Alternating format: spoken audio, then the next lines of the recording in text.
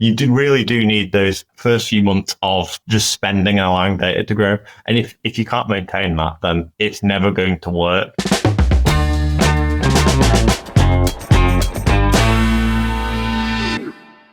Hello, I am here with Max, who's one of our senior account managers and key experts in our company on performance. Max, how are you doing today, Max? Yeah, doing well, thank you. How are you doing, Chris?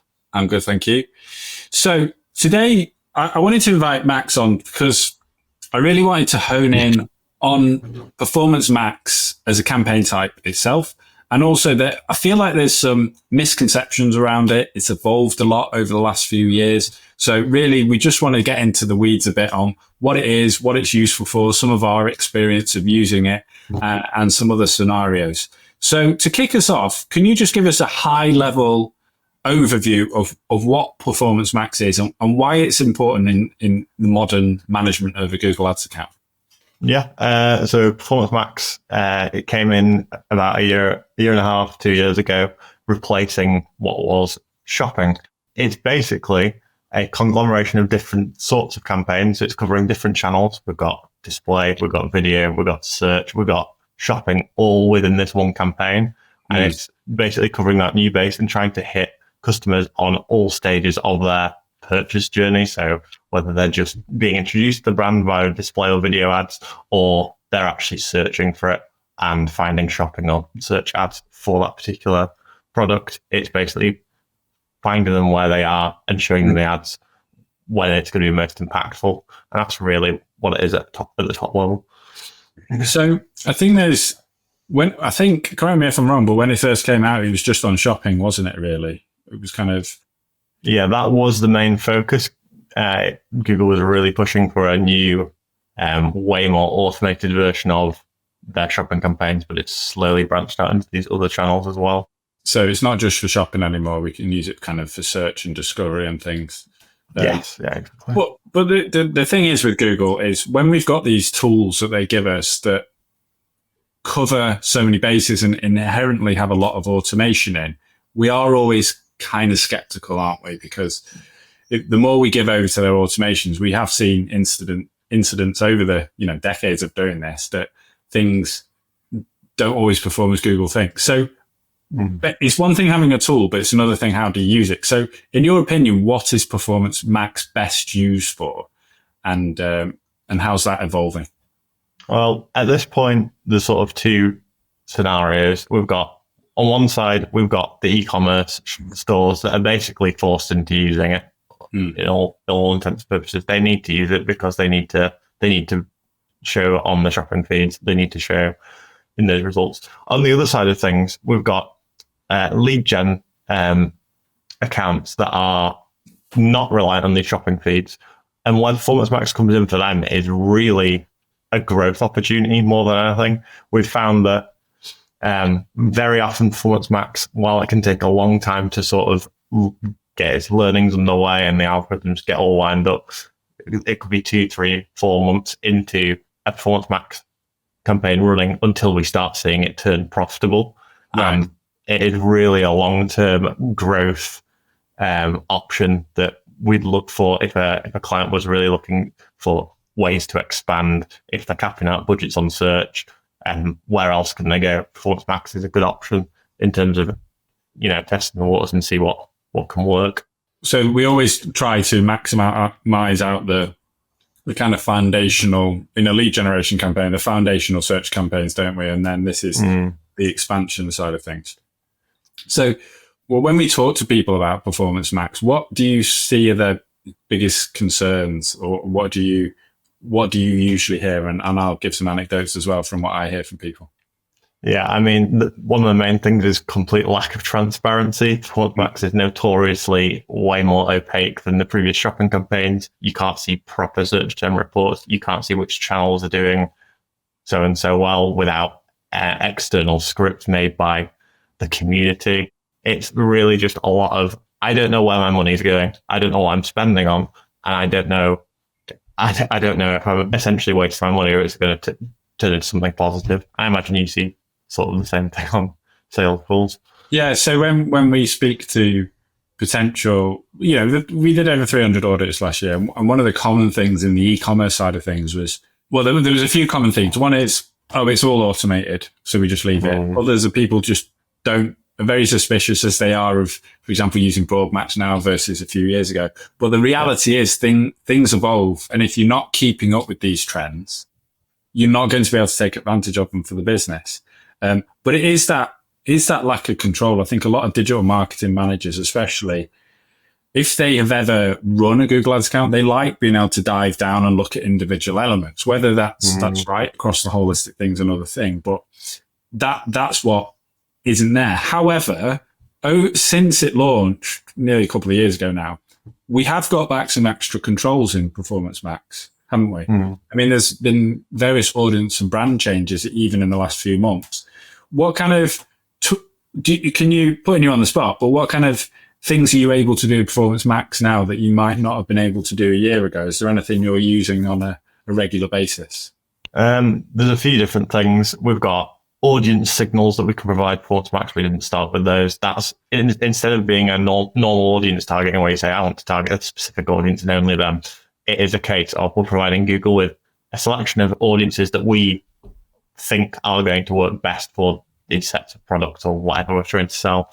And so we're pointing Google in the direction of where they should aim their ads, essentially. That's one element. They've also introduced a brand exclusion option. So if you are finding that maybe competitor brands, you don't want to be appearing on those terms because they don't convert as well. Or maybe your own brand and you're not wanting to show up on your own brand. They have finally provided a way to actually exclude that at a campaign level. We still don't have access to any keywords, but it's like, one step along from that. And that's obviously been really useful. Yeah, they've given us a little bit of control back, haven't they? It does feel like they are listening to the community, but Google only essentially does stuff if it's self-serving for them. Yeah, ultimately. Okay, so if we're considering, if you're running some campaigns, we see a lot of audits. I've seen one today that isn't running Performance Max. If you decide or you're persuaded that you've reached a level where you need to be using Performance Max, whether for shopping or search or lead gen or e-commerce, what things do you need to consider before even clicking those buttons in the account to get set up? Yeah, Performance Max is hugely reliant on the assets you can provide it.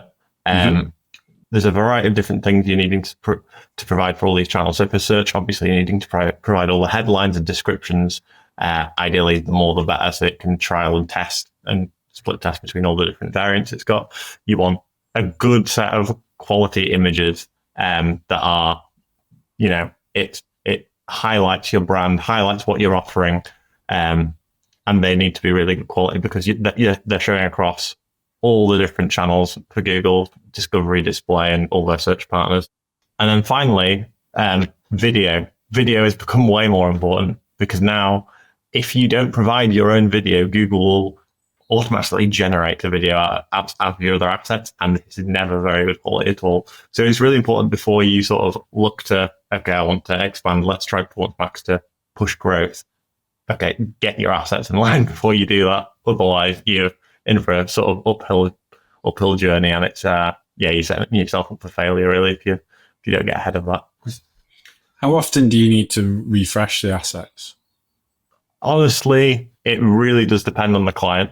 As I've mentioned, there's an external tool that we can kind of gauge how much traffic is going through which channels and how well they're doing. Some clients you'll find there's almost no real traffic coming through display and video, in which case you're not spending your time efficiently if you're swapping out the images however often. That's basically, okay, the client wants to refresh, we might change up the images there. But if we've got accounts where display is a significant part of that spend or a significant part of the conversions, then chopping and changing images might be a really good thing to do just to see, is it going to give you enough uplift? Do you see different assets performing better or worse? It's going to be client dependent, but the more visual the client is, the more likely it's going to be beneficial. Yeah, because I know it's a bit bigger problem on Meta, for example, but then you're burning through audiences more than keyword search and things like that. Yeah, exactly. So Other things to consider before setting up a Performance Max campaign from my point of view is, because it is totally data dependent, the driver of Performance Max, then if your conversion tracking is inaccurate, incomplete, or not appropriate for your goals, then it's bad data in, bad data out, isn't it? And I've seen time and time again where people feel the Performance Max isn't working, and it's like, yeah, but your conversion tracking isn't working.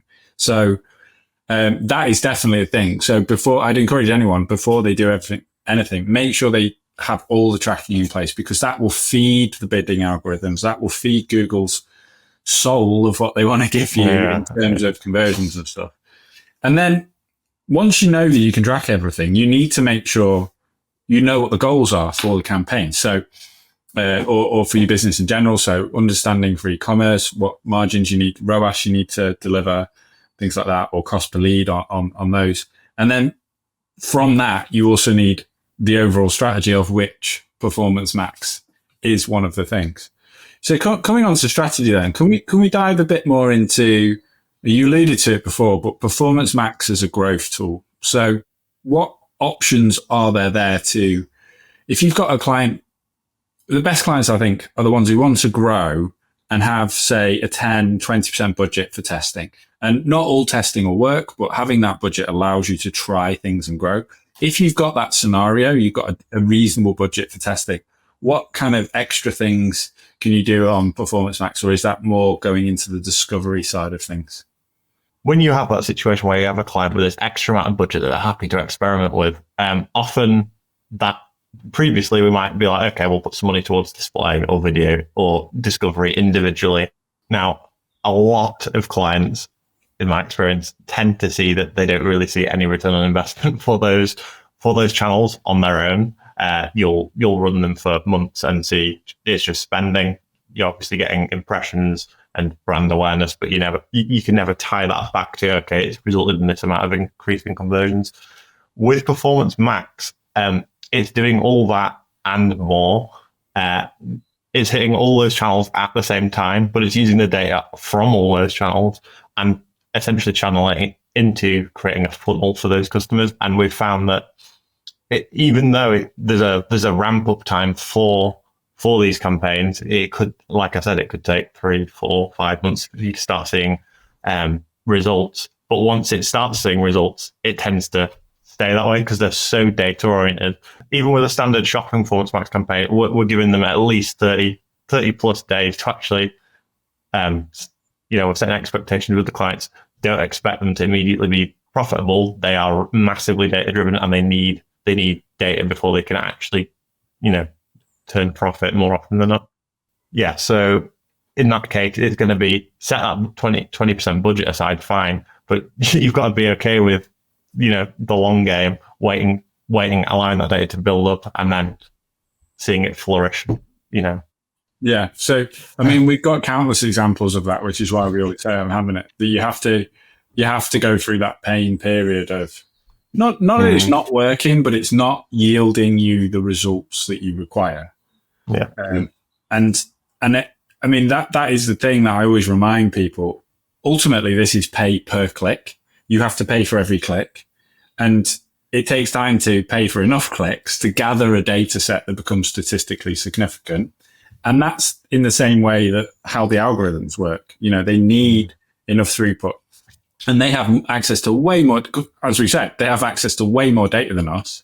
So not just about the browsing habits of the people who are looking, but what they originally searched for that we don't always see, to previous conversions, who they are, demographically, all that kind of stuff they're onto, which is why it's so important to not just do the basics when it comes to a campaign. So have all those assets in place, set the topics and exclusions and audiences and things. Mm-hmm. And a common issue I've seen, which I'd like your take on when we're doing the audits, is there's plenty of Performance Max campaigns that are just set and forget, as in they just attach the feed to a campaign and leave it and don't do anything else. Can you give me an idea? How does that happen? I mean, it's really easy to do. So when you set up a campaign, it usually asks you, do you want to attach a feed? And you just select yes, and then you leave it to run.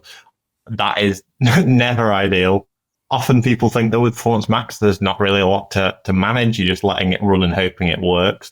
If you've got a shopping feed attached, that could not be further from the truth. It is still a shopping campaign. You still have all of your products to look at, analyze, and see how they're doing. Perhaps exclude ones that are continuously spending and not seeing profit. Perhaps relegate them to a lower spending Performance Max campaign just so they don't impact that bottom line. You do want everything showing.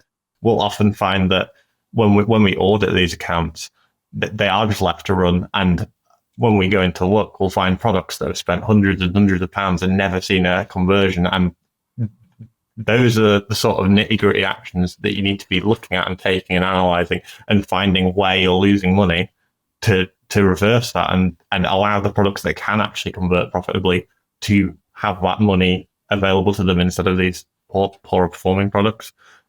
That is a lot of the work in Performance Max. And yeah. So that's kind of the beauty that Google sells is, you just attach your feed, which goes through Google Merchant Center, and then bang, you've got ads live, which is true to an extent, isn't it? But so how would you rectify that? It's about not just, it's a useful tool. Don't get me wrong, being able to attach the feed, but what other things people are missing? Is it down to as simple as the assets and audiences and placements, or? Yeah, as soon as you attach a feed, the shopping products are running, but those need actively managing. It's kind of a separate thing to the images. If the shopping products are showing from the feed, the images aren't showing because the placement is going to be for shopping or for images or whatever. So kind of completely separate parts of managing it. With regards to actually managing the assets and the images and the ad text, the Google will let you know, okay, these are poor performing. It doesn't give you any numbers. It doesn't tell you this has spent this much and converted never.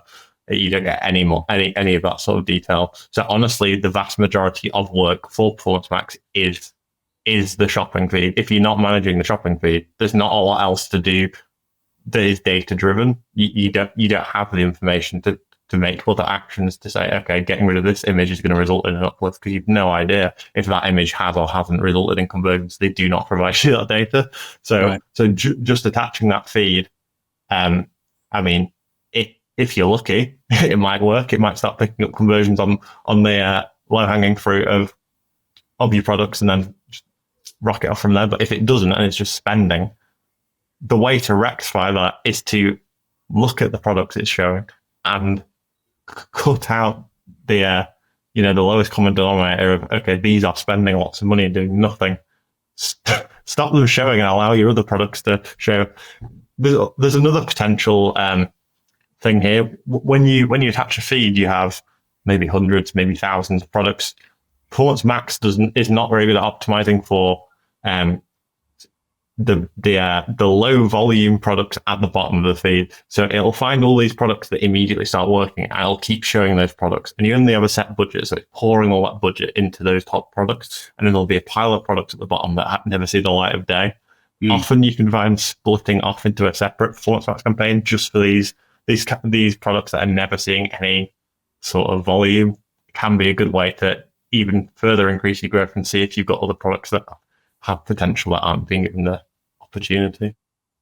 Yeah, that's a really good point. That was something I wanted to ask you about, actually, was we're seeing increasingly, actually, when reviewing accounts, duplicate products across campaigns. Is that a risk that if you have still got some legacy shopping campaigns, or you're running an all one feed campaign, that you're going to have duplicate products, which sounds a bit counterintuitive. It's like, how can I have duplicate products in the same account? But they can start to compete with each other, and ultimately Google likes to win. So they're going to take the one that gets them the most money. How does the duplicate problem happen, and what do we do to counteract that? Yeah, so it could be for any sort of reason. Most recently, I've seen an account splitting up campaigns based on wanting to set different ROAS targets, but then not selecting different sets of products. So they've got everything showing in one and everything showing in the other, and they just have different targets for whatever reason. The main issue here is that these campaigns do not share data between each other. So all the performance for a product in one campaign, it's completely irrelevant to another campaign. It doesn't have access to any of that data, and it cannot use any of the learnings from one campaign to the other. So you're essentially siloing this data for one product in two different spaces, whereas if they were just in one campaign, they'd be able to use all of that data, if they have the budget to do so, to basically, fuel the algorithms and allow them to perform much, much better. So cutting back on duplicate products is a really good way of allowing singular products in lots and lots of individual situations to perform better overall over a long period of time, just because they're essentially losing data, and all of that data is split up into segments. It's going to waste essentially. You'll also find similar happen if locations split up. It just happens when a client will set up a brand new campaign because they want to try some new images, for example, and they've set up a new campaign to try a pile of new creatives. That's not really the answer. The answer would be to create a new asset group to try the new images. Yeah, it's just all sorts of situations like that where there is usually a better option than what's chosen. Yeah. Yeah. So it does need more logic and strategy and thought behind it. So one of the other issues we've seen is when campaigns aren't spending their budget. So what kind of things do you need to do to improve performance if the budget isn't even being spent? People will say, look, I've got budget, I want to spend it, but my ads aren't being shown. What are the kind of reasons behind that? More often than not, it's usually your targets are far too ambitious or strict. So if you're aiming for a 400% ROAS, but the campaign is only so far achieved at 200%, but you've set it to hit 400%. Well, the campaign knows it's never going to achieve that, and it's going to really restrict how much it's willing to spend on these clicks, because it knows if it's going to spend more on these clicks, it's only going to hit 200. It's never going to hit what you're aiming for. So you need to essentially work with the bidding strategies and the performance you're getting. So if you are getting that 200%, okay, set your targets maybe 210, 20, 30%, just above where you're hitting, and aim for incremental growth towards the target that you're eventually going to get to, rather than setting your ideal target that you're not anywhere near hitting at the moment. That is just throttling your volume, and that's basically the answer. You can either set a lower target or maybe even swap back to maximize conversion value instead of setting a target ROAS. Those are both good options. Yeah, because it is frustrating when you're trying to get your ads showing and budget showing. It's just not. Okay, so what else is Performance Max good for then? Is it, we talked a bit about it before, but is Performance Max good as a brand awareness tool? Because we have plenty of clients who still need and want and have goals around brand awareness. How does it feature in that, especially with the changes to controls? Or is it not the best tool for use for that? Or is it a mix? It's definitely a mix, because first and foremost, when you're setting up a Performance Max campaign, your bidding strategy can only be oriented around conversions or conversion value. You cannot tell it to, I want just brand awareness, or I just want clicks to my site. So in the eventuality, it's going to be aiming for conversions, but it is hitting these brand awareness channels like display, like video, like demand gen, with your images and your videos, and you essentially will see that brand awareness from the get-go. If you are only wanting brand awareness for whatever reason, and you're not bothered about return, then perhaps display or demand gen or video campaigns would be a better option for you. It's just, if you do have a long-term goal of, okay, I want brand awareness, but I do want that brand awareness to eventually turn into purchases or leads or whatever, Performance Max is going to be absolutely going to be the best bet, because it's hitting all points on that funnel, including the top end of the funnel, which is the brand awareness, all the way along through the consideration, and then eventually that last click of purchase. And so, yeah, it really just depends on what you want. But if you're aiming for purchases at the end of the line, then Performance Max is probably still a good choice, even for brand awareness. Cool. So, I mean, a lot of the things we talked about may be more on the setup side of a campaign and the general day-to-day management. One of the things we hear is about, if you have an illusion that Performance Max is a set and forget thing. What would you be doing? We talked about that. But when it comes to the mature campaigns we've got, we've been operating them on Performance Max for a long time. What are we looking for? Is it typical incremental growth in performance?